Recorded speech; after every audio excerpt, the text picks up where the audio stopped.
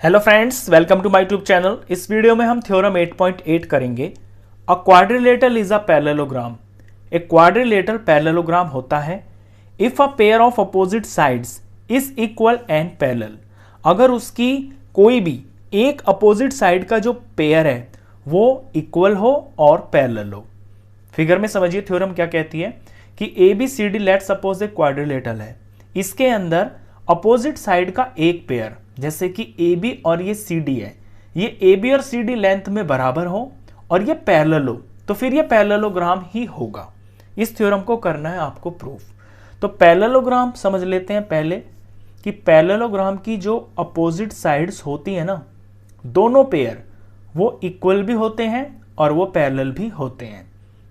तो यहां पे गिवन में आपको ये दे दिया कि एक पेयर इक्वल भी है और पैरेलल भी है।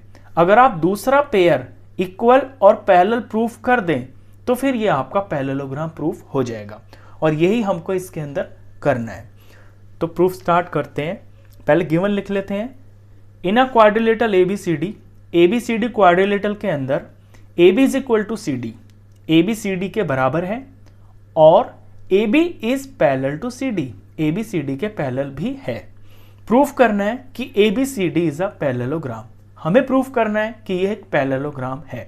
अब मैंने बताया कि इसका जो दूसरा पेयर है अपोजिट साइड्स का, अगर इनकी लेंथ बराबर प्रूफ कर दे और पैरेलल प्रूफ कर दे तो फिर ये पैरेललोग्राम प्रूफ हो जाएगा। तो बेसिकली हमें इसमें प्रूफ ये करना है कि BC और AD इनकी लेंथ बराबर प्रूफ करनी है और BC पैरेलल टू AD है, ये हमें प्रूफ करना है। तो गिवन में तो एक पेयर दे ही रखा है, इक्वल और पैरेलल है। अगर हम दूसरा वाला कर देते हैं तो फिर हमारा काम हो जाएगा। चलिए इसका प्रूफ स्टार्ट करते हैं। तो प्रूफ करने के लिए इसमें आपको एक छोटी सी कंस्ट्रक्शन करनी पड़ेगी। इसके एक डायगोनल को ज्वाइन करना पड़ेगा। तो यहां मैं AC डायगोनल को ज्वाइन करके तैयार कर लेता हूं। लिख लेते हैं इस कंस्ट्रक्शन को, ज्वाइन AC। यहां से प्रूफ स्टार्ट है। ये कंस्ट्रक्शन करने से आपका ये जो क्वाड्रिलेटरल है ये दो ट्राइंगल्स के अंदर डिवाइड हो गया है। अब इन दोनों ट्राइंगल्स को मैं कॉन्ग्रुएंट प्रूफ कर दूंगा। कॉन्ग्रुएंट करने के बाद इनके जो CPCT से पार्ट निकलेंगे, कॉरेस्पॉन्डिंग पार्ट्स, वहां से मेरा ये रिजल्ट आ जाएगा। तो सबसे पहले हम इनको कॉन्ग्रुएंट ही प्रूफ कर लेते हैं। तो मुझे ये दोनों ट्राइंगल्स लेने हैं। In triangle ABC and triangle CDA। अब देख लेते हैं इनमें क्या क्या चीजें बराबर है। सबसे पहले तो मुझे ये AC दिखाई दे रही है क्योंकि AC इस ट्राइंगल में भी आ रही है और इसमें भी आ रही है, तो ये कॉमन हो गई है। तो ABC के अंदर AC इक्वल टू और CDA के अंदर CA, ये कॉमन हो गया है। दूसरी चीज इसके अंदर मैं देखूं कि मुझे दिया है कि AB और CD ये लाइंस पैरेलल है, ये तो मेरे को गिवन है, और ये हो गई है AC एक इनकी ट्रांसवर्सल। तो यहां पे ऑल्टरनेट इंटीरियर एंगल्स बन जाएंगे। मैं नेमिंग कर लेता हूं, जैसे ये वाला एंगल 1 और ये वाला एंगल 2। तो जब लाइंस पैरेलल होती हैं और उन्हें कोई ट्रांसवर्सल काटती है तो जो इस तरह एंगल बनते हैं ना अंदर वाले, जो एक Z जैसा फॉर्म कर देते हैं, ये ऑल्टरनेट इंटीरियर एंगल्स होते हैं और ये मेजरमेंट में बराबर होते हैं। तो यहाँ पे एंगल 1 और एंगल 2 बराबर हो जाएंगे। तो इस ट्रायंगल का एंगल 1 और इस ट्रायंगल का एंगल 2 ये बराबर होंगे। और रीजन हम यहाँ पे जरूर लिखेंगे कि ये ऑल्टरनेट इंटीरियर एंगल्स हैं। और बराबर क्यों है वो भी थोड़ा एक्सप्लेन कर देंगे। Because AB is parallel to CD, ये हमें गिवन है, and AC is transversal, AC is transversal.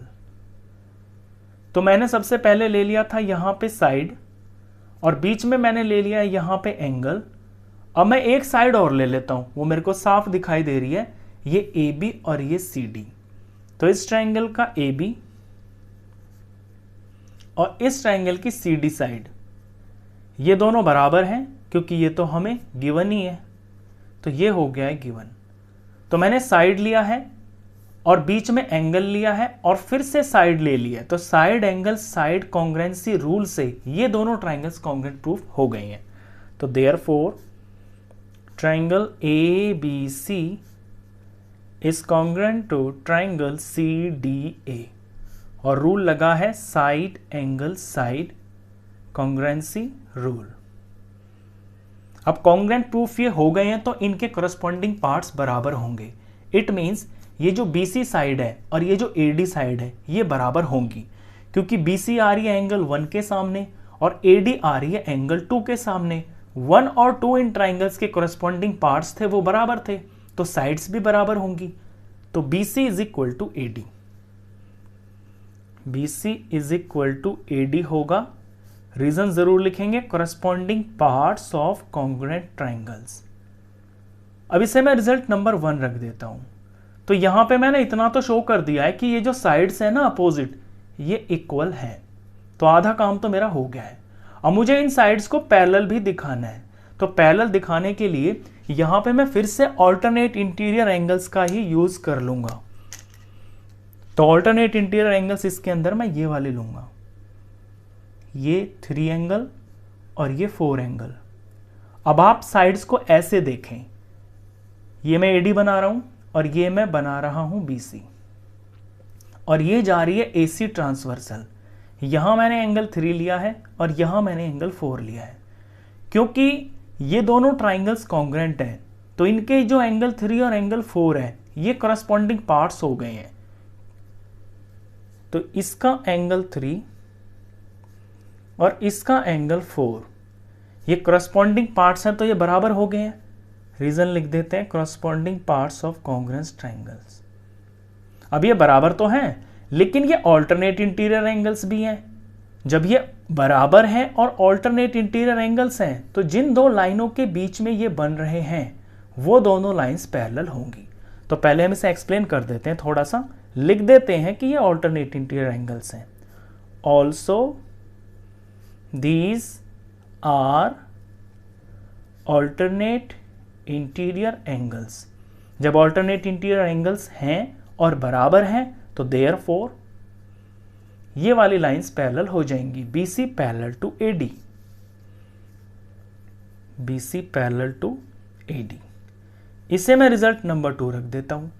अब देखिए 1 में मैंने दिखा दिया कि ये दोनों साइड्स इक्वल हैं, और 2 में मैंने दिखा दिया कि ये दोनों साइड्स पैरेलल भी हैं, और यही मेरे को इसके अंदर लिटरली शो करना था। तो हम रिजल्ट लिख देंगे बस अपना। दस from 1 and 2 ABCD is a parallelogram, hence proved। Question खत्म। नेक्स्ट क्वेश्चंस के लिए नेक्स्ट वीडियो में मिलेंगे, तब तक के लिए गुड बाय।